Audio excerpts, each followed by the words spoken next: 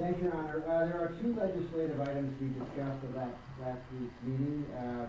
As the city clerk mentioned, the first one is House Bill 1466, the banning of the sale and/or possession of synthetic marijuana in the state of New Hampshire. That bill was introduced by Councilor Chris Roberts, I just want to briefly state that, again, the city of Keene banned the sale and possession of this substance, even though there is no state law.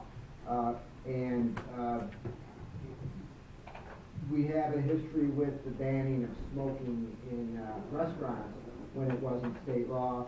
The state eventually followed suit, and I'm very hopeful the state will follow suit on this issue. I do want to point something out, though, if I may indulge the council for another minute. This bill proposes it to be illegal to possess or sell this substance. As all legislation that moves on, especially at the state level, there may be efforts to only make this a violation.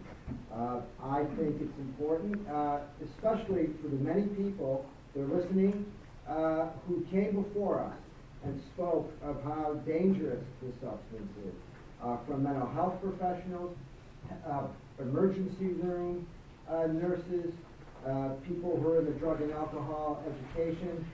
There's so many to mention, but most compellingly, the people who came here and actually smoked this stuff. I can't say enough about how obviously dangerous and poisonous this substance is, and to minimize the sale of possession, which may happen on the state level, I think is a mistake. This is a public health issue. There's no doubt about it. And as Keene took the lead on smoking in restaurants, and has taken the lead here, I ask anybody who attended to please press upon your elected officials, Senator Molly Kelly and our House of Representatives delegation, to hold the line and make sure if this bill passes, it's not watered down and becomes a violation only. The other item we spoke about was House Bill 1301, transportation of alcoholic beverages by a minor.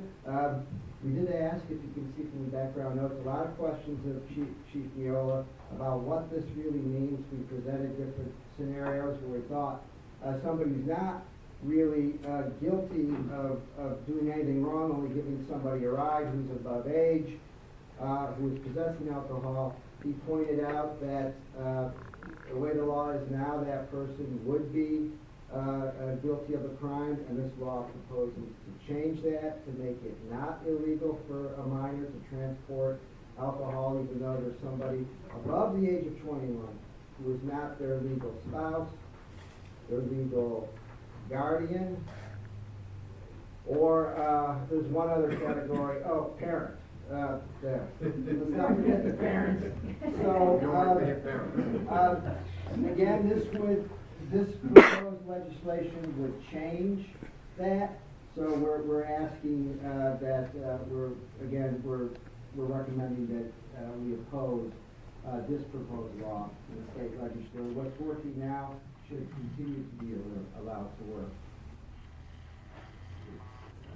Thank you. Are there any questions or further comments? Seeing none, are you ready for a vote? All those in favor? Opposed? It's unanimous.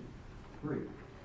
Finance Organization and Personnel Committee report relative to their significant items of legislation.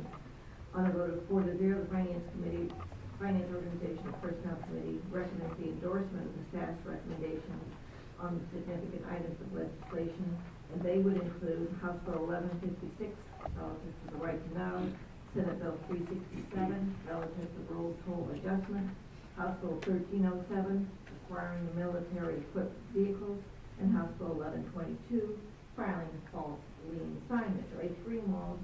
Councilor Greenwald. Your Honor, I move to carry out the consent of the committee report. Second. Council Greenwald, I dare you to follow the last report. I don't take that yet. I didn't think you would. And then my able vice chair ran the meeting for this item and several others. I feel for him. Okay, Council Roberts. I guess I'll take that, yeah. The first one, HB 1156, the right to know.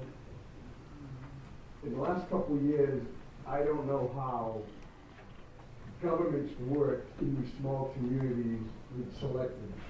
When you look at the bills and everything, they don't trust each other, they go tooth and nail at each other. And so basically, HB 156 would be a new change to the right to know. They want to have agendas posted at least 72 hours in advance. Well, on some of these small communities, the selectmen only meet once a month, it's really no big deal. But we can have an FOP meeting on Thursday, and then it'd be pretty tough to get it posted right before we have the city council meeting. And so it was recommended no, because we work highly efficient right here, and this would, I think, cause us a lot of problems if we had to do that. The second one is SB 367 road toll adjustment. We have the lowest gasoline tax in New England. It hasn't gone up. We don't have money to repair roads. We don't have money to construct roads, and we don't have money to fix red line bridges. And I know, especially with gas going up 10 cents the other day, people say no gas tax. But we have a number of bridges in Keene that are red line. We get a certain portion of money out of the gas tax, and it's not solving any of the problems. And businesses feel it's important to have gas tax. They're sick and tired of their vehicles being stuck in traffic. They're sick and tired of their vehicles having to go into the shop for new alignments and all this other kind of stuff. So the Public Works and the FOP recommended that this be approved.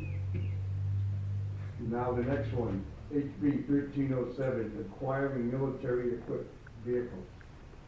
As we know, we had a little problem with the Bearcat. Exeter and Concord had their problem with the Bearcat. But I think what happened was when people put this bill in, it said that was no one in the state would be able to buy or accept a vehicle, a military style vehicle, that is not on the market for the public. Well, it's kind of like, God, military-side vehicles are never on the market for the public, so it's kind of a backdoor way that you would never be able to accept any, quote, military vehicle.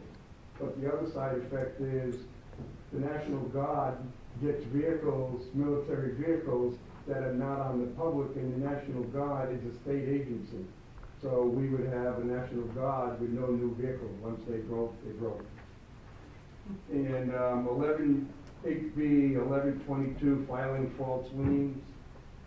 Well, what happens is if I want to, I can go, if I don't like the mayor, I can go and file a lien on his house. The registered deeds will accept it, sight unseen.